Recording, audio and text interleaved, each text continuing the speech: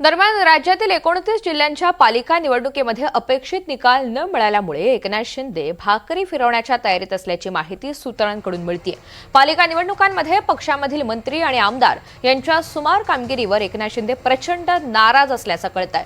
पालिका निवडणुकीपूर्वी एकनाथ शिंदेंनी पक्षामधील मंत्री आणि आमदारांवर विविध जिल्ह्यांची जबाबदारी सोपवलेली होती। याबाबतचे संकेत शिंदेंनी पालिका निवडणुकीपूर्वीच मंत्र्यांना दिले होते। त्यामुळे जिल्हा परिषदेची निवडणूक आणि पालिका निवडणूक ही शिवसेनेच्या मंत्र्यांसाठी लिटमस टेस्ट होती असं सुद्धा बोललं जातंय। मात्र ठाणे, कल्याण, डोंबिवली, उल्हासनगर वगळता इतर जिल्ह्यांमध्ये पक्षाला अपेक्षित यश आलेलं नाहीये। त्यामुळे जबाबदारी सोपवलेल्या मंत्र्यांच्या सुमार कामगिरीची गंभीर दखल घेत शिंदे पक्षामधील अकार्यक्षम मंत्र्यांना डच्चू देणार असल्याचं कळतंय। शिंदे नव्या चेहऱ्यांना मंत्रिपदाची संधी देणार असल्याची चर्चा रंगली।